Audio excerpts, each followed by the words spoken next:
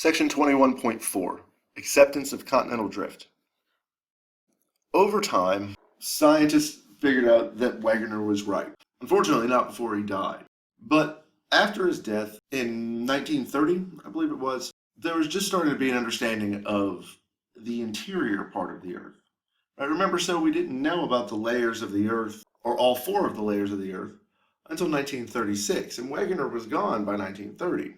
So he had no idea about the internal mechanisms of the core of the Earth or how that affected the Earth's magnetic field. But over the course of the early part of the 20th century, physicists and scientists started to understand magnetic fields way, way better. And they learned that the Earth's magnetic field is not uniform or constant. It changes directions every few 100,000 years. And by that, it just means the North Pole and the South Pole switch. Right now, the North Pole of the magnetic field is actually in a region close to the South Pole of the Earth.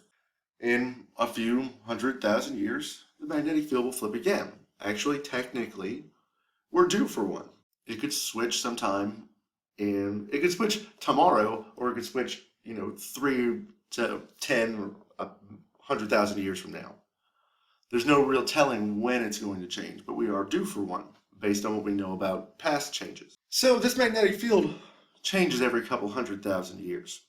And we know that when you have rocks and minerals that form, if those minerals have anything somewhat magnetic in them or something that could be affected by a magnet, then they will align themselves with the Earth's magnetic field. So if you found iron deposits or something like that inside the ground, you would see that those iron deposits, when formed, would point essentially in the same direction as the magnetic field. And so what this let us do is to go back in time and investigate Earth's early magnetic field and the way it behaved in the past. And once this was done, the keys to understanding how continental drift worked became really, really clear. And it's all due to looking at the bottom of the ocean.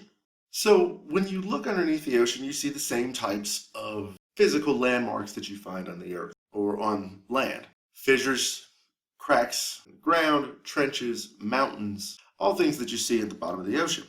But what you also see is that there are places where, in, say, rifts or fissures, where magma will rise up through those cracks. And as magma rises up through those cracks, it cools and turns into a rock.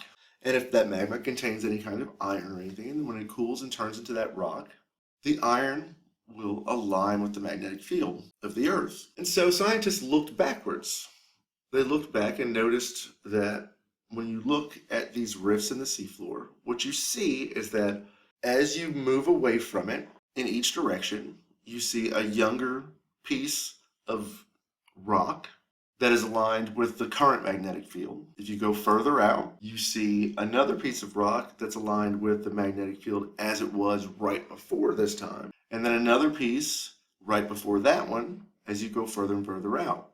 And so this implies that the seafloor itself grows. That as this magma is coming up, the seafloor is spreading apart and growing. And this is what's known as seafloor spreading. And this seafloor spreading is what drives those continents to move. There's a big ridge in the middle of the Atlantic. It's called the Mid-Atlantic Ridge. And at that point, well, the North American continent and the European continent are separating from one another. That separation goes about the same rate as your fingernails grow, so a few centimeters a year. It's very small. But in your lifetime, the North American continent will be maybe a meter, half a meter further away than it was when you were born. So once this idea of seafloor spreading was determined, and you can see that now as this lava comes up, it literally pushes the floor of the sea apart. Now this was the mechanism. This was the thing Wegener didn't have. This is the mechanism that points directly to continental drift. If the seafloor spreads, those continents are going to spread apart. And that's all you needed to understand how that works. Now from there, an understanding that the continents move led to further investigation by scientists and led to a theory that then allows for the explanation of almost all the things that we see on land